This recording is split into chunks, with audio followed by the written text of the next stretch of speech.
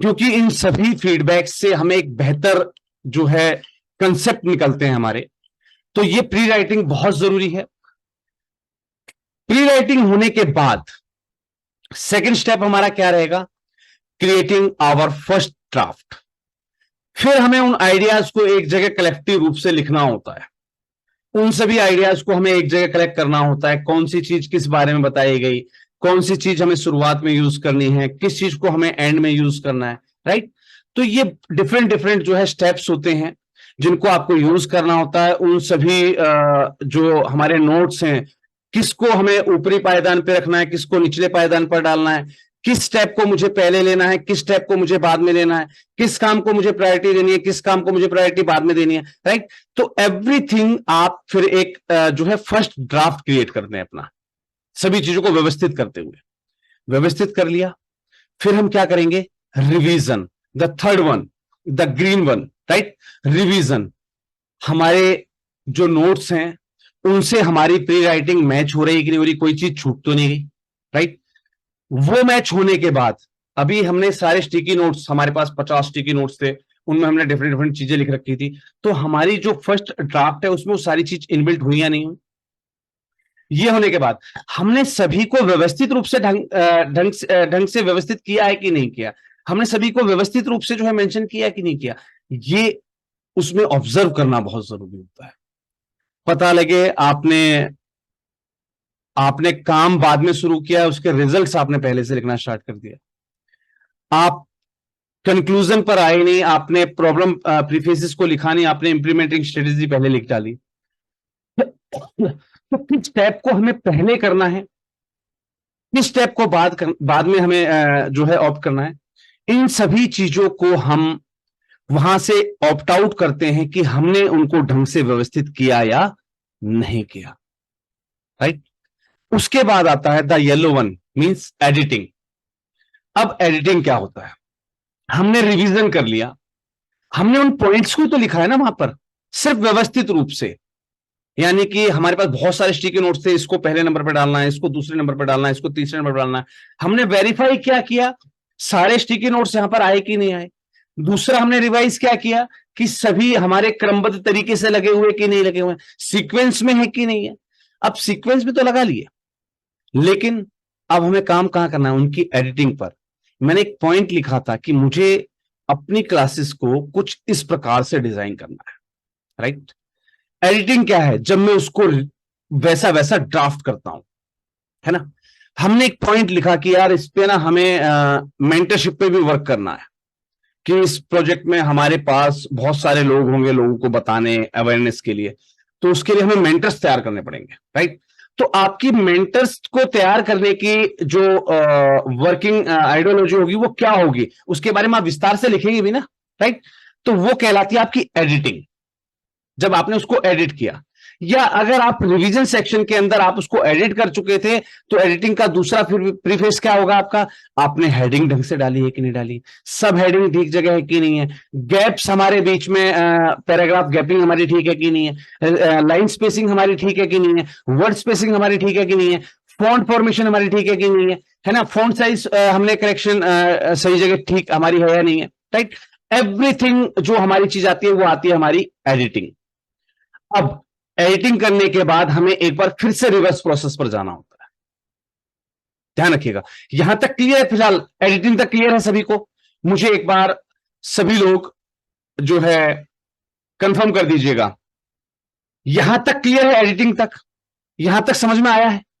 Yes और no, yes और no, very good. यहां तक क्लियर है ना? हमने क्या किया, प्रपोजल राइटिंग के बारे में जब हमने सोचा तो हमने जिस जगह का सर्वे किया वहां से हमें जो भी डाटा कलेक्ट हुआ हमने उसको एक जगह मेंशन कर दिया, राइट। मेंशन करने के बाद हमने उसको जो है एक जगह उसकी ड्राफ्टिंग स्टार्ट कर दी, लिखना स्टार्ट कर दिया हमने एक जगह, जो भी हमारे पास आइडियाज आए, जो भी हमारे पास डाटा आया हमारे पास, हमने उसको एडिटिंग करना स्टार्ट कर दिया। उसको फिर हमने एक अच्छी जगह, एक बेहतरीन प्रारूप देना स्टार्ट कर दिया, राइट। बेहतरीन हमने प्रारूप दिया, हर एक चीज को रिवाइज कर लिया, पिछली कोई चीज छूट तो नहीं गई, कहीं मुझसे कोई गलती तो नहीं हो गई, है ना। इन सभी चीजों को हम अब कर चुके हैं। थोड़ा सा अब इससे आगे बढ़ते हैं। अब हमने क्या किया, कि हमने अपनी प्रपोजल राइटिंग के अंदर एडिटिंग पर आए, हमने रिवाइज कर लिया, रिवाइज के बाद एडिटिंग करी, हमने एडिटिंग करने के बाद एक रिवर्स प्रोसेस फिर से लेना होता है हमें, कहां? Creating first draft. ध्यान रखिएगा, क्रिएटिंग फर्स्ट ड्राफ्ट ये कब करना है, क्यों करना है, कैसे करना है और किसको करना है, तीनों चारों चीजों पर बात करूंगा वन बाय वन। कब करना है? जब आप एडिटिंग का प्रोसेस कंप्लीट कर चुके हो, कम से कम 2 दिन का गैप दीजिएगा, कम से कम 2 दिन का गैप देना। क्यों देना है? मैंने अभी अभी कोई काम किया, मैंने कुछ भी चीज लिखी, मुझे अभी इमीडिएटली मेरी गलतियां दिखाई नहीं देंगी, राइट? तो कब करना है? 2 दिन के बाद। फिर से एक बार कहा ना, क्रिएटिंग फर्स्ट ड्राफ्ट पर फिर से एक बार प्री राइटिंग से मैच करना है कुछ और इन्वेंशंस के साथ, या फिर एक बार फिर से विजिट करके आना उस प्लेस को, जिस जिस प्रोजेक्ट पे आप काम कर रहे हैं उसके जो एक बार बेसलाइन सर्वे है ना, एक बार उसको फिर से पढ़ के फिर आना एक बार वापस क्रिएटिंग फर्स्ट ड्राफ्ट पर। कब करना है समझ गए? 2 दिन का गैप के बाद। क्यों करना है? क्योंकि कहीं ऐसा ना हो कि आप एक सिंगल आइडिया के साथ चलते रहे जो उस समय आपके दिमाग में आया। हो सकता है 2 दिन के बाद आपका दिमाग, क्योंकि देखिए जिस काम को हम कर चुके होते हैं ना, उससे ज्यादा, उससे यूनिक कुछ आइडियाज और आ जाते हैं फिर हमारे दिमाग में, राइट?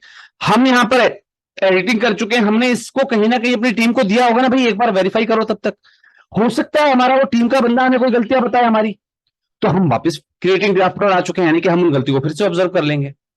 क्यों करा जाता है? हमसे कोई गलतियां ना हो, हमारे दिमाग में कुछ नया इनोवेटिव आ सके, राइट? हम पहले से एक्सपीरियंस हो चुके होते हैं इस चीज के अंदर, तो फिर हमारा दिमाग और ज्यादा काम करता है।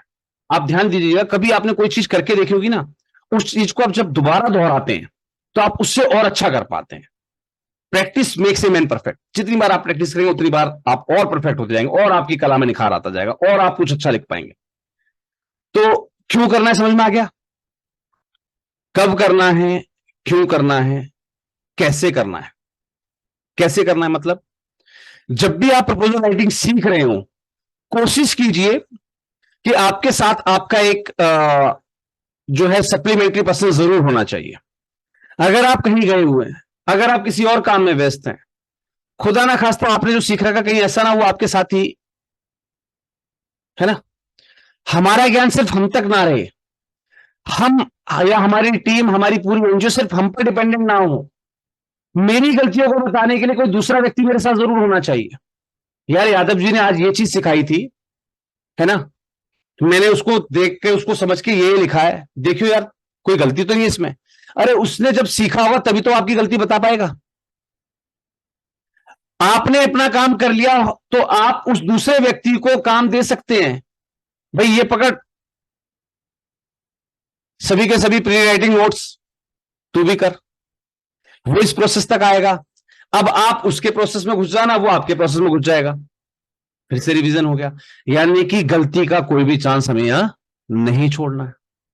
किसको करना मैंने आपको बता दिया। आप चाहें तो अपनी टीम को भी आप छोटे छोटे वर्क्स इसमें आप इन्वॉल्व कर सकते हैं, छोटे छोटे कामों के लिए, राइट? एडिटिंग को हमने वापस रिपीट करना जरूर है, चाहे आपने कितना भी अच्छा लिखा हो। इस प्रोसेस को 1-2 बार फिर से आपको रिपीट करना है, क्रिएटिंग फर्स्ट ड्राफ्ट पर आना है, फिर से रिवाइज करना है, फिर से एडिटिंग करनी है, कोई कमी छूट गई उसको फिर से एडिटिंग करना है, और आप कितना बेहतर बना सकते हैं उस पर विचार करना है, राइट? उसके बाद जब आपकी रिविजन्स कंप्लीट हो जाएं, कम से कम 2 से 4 बार, कम से कम 2, ज्यादा से ज्यादा 4 बार, जब आपकी रिवीजन कंप्लीट हो जाए, फिर आपको उसका फाइनल ड्राफ्ट क्रिएट करना है। उसके बाद फाइनल ड्राफ्ट, फिर आपकी फाइनल ड्राफ्टिंग स्टार्ट हो जाती है, राइट? यहां तक अगर आप क्लियर हैं, से right, RIGHT in the chat box please, से राइट। हम फिर आगे बढ़ते हैं। यहां तक क्लियर हो गया सभी को कि हमें क्यों करना है, कैसे करना है, क्या करना है। और ध्यान रखिएगा, आपकी प्रपोजल राइटिंग, मैंने आपसे वादा किया है कि जो चीज मैं आपको सिखाऊंगा उसके पास होने के चांसेस मोर देन 80% हो जाएंगे। लेकिन लेकिन लेकिन आपको भी पूरा प्रयास करना है कि जो आपको सिखाया जा रहा है उसको एक तो कंटिन्यूटी में सीखना है, क्लियर है, कभी भी गैप नहीं करना है, टाइम से जुड़ना है, क्लियर है? होमवर्क डेली का डेली करना है, यानी कि जो आपको आज सिखाया गया उसको एक बार फिर से रिवाइज जरूर करना है, क्या बताएगा उसको एक बार फिर से देखना जरूर है। क्लियर है यहां तक? चलिए जी आगे बढ़ते हैं। ध्यान रखिएगा, बाई चांस जैसे कल हुआ, किसी काम की वजह से अचानक मुझे गैप देना पड़ा, तो गैप का मतलब ये नहीं है कि आप आज ऑफ है तो आप बीवी के साथ चाट खाने चले गए, नहीं। आपने अपने 1 घंटे के समय को मुझसे वादा किया हुआ है, उसके लिए मुझे पे किया हुआ है, तो ये जो 9 to 10 की जो आपकी टाइमिंग है ना, इसको चाहे पिछले रिवीजन पे लगाना, ये मान के चलना कि आपकी क्लास चल रही है, आपका फोन आपके सामने रख लेना, अपने काम को रिकॉर्ड कर लेना, कोई बात नहीं, मुझे दिखा देना कि सर मैंने आज आपकी क्लास नहीं थी, देखो देखो मेरे पास 1 घंटे की रिकॉर्डिंग है, मैंने होमवर्क किया, मैं कुछ कर रहा हूं। राइट, चलिए जी नेक्स्ट आगे बढ़ते हैं। प्री राइटिंग क्या होता है? अब हमने सुन तो लिया कि सर ने बताया हमें भाई प्री राइटिंग करो, क्रिएट फर्स्ट ड्राफ्ट करो, रिवाइज करो, एडिटिंग करो और फाइनल ड्राफ्ट क्रिएट करो, लेकिन प्री राइटिंग होता क्या है भाई, और कैसे होगी ये प्री राइटिंग? अब मैं थोड़ा सा प्री राइटिंग के बारे में आपको बताता हूं। इस स्टेज के अंदर आपको वो सारी चीज जो है आइडेंटिफाई करनी होती है जिनको ही आपको अपने प्रपोजल के अंदर जरूरत पड़ने वाली है। क्लियर है? काफी लोग ना शायद सोच रहे थे कि सर ने बड़ा आसान से बता दिया कि प्रपोजल ऐसे लिख जाएगा, नहीं। हर एक स्टेज, हर एक पॉइंट, हर एक टॉपिक मैंने जो यहां पर लिखा है ना आपके साथ, उसके अंदर बहुत कुछ है, बहुत डीपली है ये प्रपोजल। कभी मौका मिले तो फिजिकल क्लास के अंदर कभी 10 15 20 दिन की ट्रेनिंग लेने आना, फिर आपको पता लगेगा कि आप क्या कर चुके हैं। इसके सीखने के बाद मैं गारंटी लेता हूं, आप अप टू मार्केट की बात कर रहा हूं, मार्केट के अंदर पहली बात तो 40 to 50% फेक कंसल्टेंट बैठे हुए हैं, यानी कि सिर्फ उनका नंबर कुछ समय तक के एक्टिव होता है जब तक क्लाइंट उसको पैसे पे नहीं करता, उसके बाद बंद हो जाता है। तो रहे बचे जो 60% या 40% लोग हैं, वो लोग उतना इफेक्टिव प्रपोजल राइटिंग नहीं करते हैं, वो कहीं ना कहीं से कॉपी पेस्ट मारते हैं जिसका कोई रिजल्ट नहीं मिलता। ऐसी की ऐसी पूरी मार्केट को आप नॉकआउट कर सकते हैं। कभी अगर आपने लगातार 25 30 दिनों का जो पूरा कोर्स होता है या 3 महीने, देखिए कोर्स तो कोर्स के ऊपर है, ठीक है। आप आप एमबीए का जो है 6 महीने का कोर्स करते हैं, लेकिन एमबीए की 3 साल की डिग्री भी तो होती है ना। तो जितना जितना आप आगे डिग्री लेते हैं, कोर्स करते हैं, डिप्लोमा करते हैं, हर एक चीज का अंतर होता है। सर्टिफिकेट कोर्स किया आपने, फिर डिप्लोमा किया, डिप्लोमा का टाइम ज्यादा होता है ना, फिर आप एक डिग्री कर रहे हैं, उसका टाइम और ज्यादा होता है। तो जिस स्टेज पर आप बढ़ते जाएंगे इसमें ना, आप पूरी मार्केट को नॉकआउट कर सकते हैं। आपसे बेहतरीन प्रपोजल लिखने वाला कोई व्यक्ति होगा नहीं, और मार्केट में आपका भरोसा होगा। चलिए जी, प्री राइटिंग के अंदर आपको वो सारी चीजें इंक्लूड करनी होती हैं जो जो आपको आपके प्रपोजल में जरूरत पड़ सकती है, जिसकी आपने पहले से कुछ रफ ड्राफ्ट आपने तैयार कर लिए होते हैं। राइट, मैंने बताया था रफ ड्राफ्ट कैसे करते हैं। मुझे किसी ने बताया सर आज आपका तरीका ना क्लास लेने का बड़ा अच्छा था, बड़ा प्रोफेशनल वे में आपने क्लास तैयार की, इसको थोड़ा सा वैसे और करना। मैंने तुरंत नोट कर लिया। जिस दिन मुझे फुर्सत लगेगी, जिस दिन मुझे उस पर कुछ उसके इंप्रूवमेंट पे वर्क करना होगा, उस दिन मैं उस नोट को उठा लूंगा। किसी ने मुझे इंप्रूवमेंटेशन के लिए कुछ सुझाव दिए थे, मैं वो सारे सुझावों को लागू करने का प्रयास करता हूं। राइट, तो वही चीज है, ये ड्राफ्ट है। तो रफ ड्राफ्ट जो आपने तैयार किए ना, उस सभी को आपको तैयार कर लेना स्प्री राइटिंग फेज के अंदर। फॉलो द प्रपोजल और ग्रांट एप्लीकेशन क्राइटेरिया। अब आपको जो उसका क्राइटेरिया, जो उसकी गाइडलाइन है, उसको पढ़ना जरूर है। ध्यान रखिएगा, कोई भी कंपनी, उसने चाहे आपका ईओआई पब्लिश किया हो या नहीं किया हो, ईओआई पब्लिश करने का मतलब समझे आप, एक्सप्रेस ऑफ इंटरेस्ट, उसको पब्लिश करने का मतलब समझे। किसी भी कंपनी अपनी ग्रांट जो है अनाउंस कर दी, भाई हम फलानी चीज के लिए ग्रांट दे रहे हैं, अपना आवेदन प्रस्तुत करें, ये होता है ईओआई को पब्लिश करना। राइट, चाहे उसने अखबार में दिया हो, चाहे उसने वेबसाइट पे दिया हो, चाहे उसने जनरल इंफॉर्मेशन निकाली हो, या उसने सोशल मीडिया पर डाला हो, वटेवर वो हो, और चाहे ना भी हो। मान लीजिए आप किसी ऐसी कंपनी को भेज रहे हैं जो अपना ऑनलाइन ग्रांट एप्लीकेशन कुछ नहीं निकालती, वो अपने पास आने वाले प्रपोजल्स के हिसाब से सालाना अपने आप सेलेक्ट करती है। तो कई संस्थाएं ऐसी है, कई फंडिंग एजेंसी ऐसी है जो कोई ग्रांट एप्लीकेशन नहीं निकालती, लेकिन उनकी साइट पर उनकी सीएसआर पॉलिसी जरूर होती है। उनकी साइट पर उनकी सीएसआर पॉलिसी जरूर होती है। तो फंडिंग एजेंसी के बारे में पहले से रिसर्च करना है, उसकी गाइडलाइंस को, उसके एप्लीकेशन क्राइटेरिया अगर कोई मिल जाता है उसको जरूर ध्यान से पढ़ लीजिएगा, ठीक है, अगर लागू होता है तो, है ना, इफ एप्लीकेबल। चलिए अब हम यहां पर बात करने वाले हैं, आई थिंक सो मेरी स्क्रीन में से आपके साथ कुछ कटे नहीं। मैं ये जो आपका प्री राइटिंग फेज होता है, ये जो आपका प्री राइटिंग फेज होता है, इसको मैं थोड़ा सा और स्मॉल करके पूरा प्रयास करूंगा कि आपको पूरा डायग्राम दिख जाए, कोई भी चीज आपसे छूटे नहीं।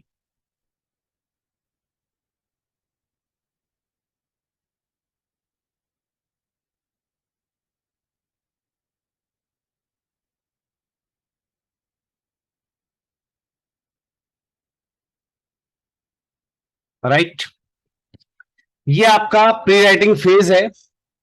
सभी को स्टिकी नोट्स दिख रहे हैं? स्क्रीन पूरी शो हो रही है आपको? यस और नो? Yes sir. चलिए, थोड़ा बहुत ऊपर नीचे अगर होगा तो मैं इसको पॉइंट वाइज ही लेकर चलूंगा, निश्चिंत रहिएगा। प्री राइटिंग फेज के अंदर ना 3 कॉमन पॉइंट्स होते हैं। क्या क्या? Explore your idea. सबसे पहले अपने आइडियाज को एक्सप्लोर कीजिए। कितने आइडियाज आप निकाल सकते हैं उस काम को करने के लिए, उस पर्टिकुलर प्रॉब्लम को रिजॉल्व करने। देखिए, प्रोजेक्ट का मतलब क्या होता है? आप किसी पर्टिकुलर प्रॉब्लम पे वर्क कर रहे हैं, उस पर्टिकुलर प्रॉब्लम को रिजॉल्व करने के लिए आप कितने आइडियाज जनरेट कर सकते हैं, कितने आइडिया आपके दिमाग में आते हैं, उन सभी को एक्सप्लोर करना स्टार्ट कीजिए, उसको बढ़ाना स्टार्ट कर दीजिए। उसके बाद आपके एप्लीकेशन क्राइटेरिया या एप्लीकेशन जो गाइडलाइंस हैं उनको आप रिव्यू कीजिए। राइट, ये आपका सेकंड पॉइंट होता है, सेकंड स्टेप होता है। थर्ड स्टेप में आप उसका प्लान और उसका स्ट्रक्चर तैयार करते हैं। राइट, तो पहला पॉइंट जो एक्सप्लोर योर आइडिया होता है, उसके अंदर क्या क्या चीजें होती हैं, मैंने एक्सप्लोर योर आइडिया के साथ 3 स्टिकी नोट्स मैंने दिए हैं आपको। पहला स्टिकी नोट क्या कहता है? पहला स्टिकी नोट कहता है free writing. Free writing, right every idea that comes into your head. जो भी आपके दिमाग में आइडिया आए उसको लिख लीजिए। Do not stop to edit your mistake. अपनी गलतियों को एडिट करना बंद मत कीजिए। Just let the idea flow. दिमाग से आइडियाज का फ्लो आने दीजिए, बढ़ने दीजिए। क्लियर है? क्लियर है? चलिए जी, सेकंड, जो देखिए, मैंने जो भी मैं स्टिकी नोट क्लियर करूंगा आपके साथ शेयर करूंगा वो टिक होता जाएगा, पहचान है उसकी। बाकी पर प्लस का निशान है, तो मैं आपको सारे चेक करा दूंगा, कोई छूटा तो नहीं है। सेकंड, ब्रेनस्टॉर्मिंग, है ना, जरूरी है। Write your idea in the centre of the page and work outwards in all of the different directions that you can take on your proposal. जब भी आपके दिमाग में कोई नया खुरापाती आइडिया है, ब्रेनस्टॉर्मिंग किसे कहते हैं? हिंदी शब्द कोई मुझे एक बार फटाफट ट्रांसलेट करके बताइएगा। ब्रेनस्टॉर्मिंग,